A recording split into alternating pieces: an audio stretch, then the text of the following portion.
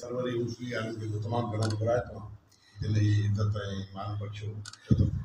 सरवरी साहब सां वालिद साहब जा ऐं अब्दुल करीम साहब जा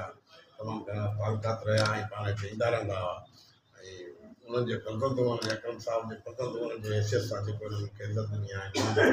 मान ॾिठो आहे कुझु चोस्ट आहिनि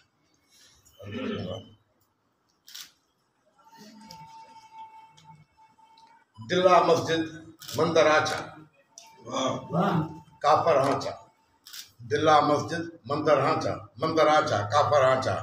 केर न उनजे अंदर आचा काफर आचा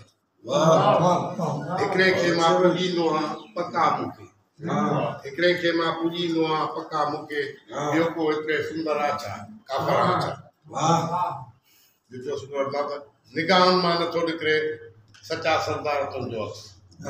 निगाहनि मां नथो निकिरे सचा सरदार तुंहिंजो अख़ु चिटो आहे चिटल दिलि ते हीअं जा हार तुंहिंजो अख़ु न हिकु तारीफ़ करे सारा तुंहिंजी तो सचा साईं अमानत आहे सदाकत आहे शराफ़त धार तुंहिंजो अख़ु दिलि जे डठल छपर में थी दर्द खे उखेरे दिलि जे डठल छपर में थी दर्द खे उखेरे जो बनचरी वहीअ में पट ते थी लीक फेरे ऐं अफ़सोस इश्क तुंहिंजो मंज़िल खां मौत अॻु आहे पंहिंजो जलाए जीअरो का पाण सां थी जेरे ॿ टे बंदनि सिंध मुंहिंजी भलबुॾे सरदार मुंहिंजा तूं न ॿुध सिंध मुंहिंजी भलबुॾे सरदार मुंहिंजा तूं न ॿुध तो सिवा ॿियो केरु आहे संसार मुंहिंजा तूं न ॿुध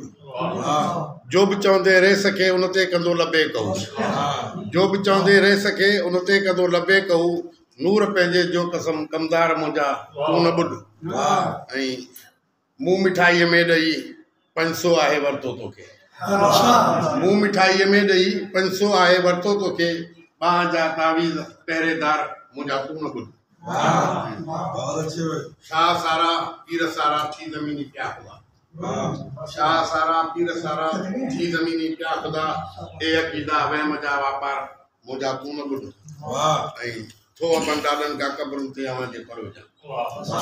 थो अबनि ॾाॾनि खां क़बरुनि ते अवां जे पर विझां ओ कुबे वारा सैद जा ॿार मुंहिंजा तूं न ॿुध ऐं छा चवंदा आहे लिखी माजरा शाइर जब थो तॾहिं तारीफ़ चए अशार मुंहिंजा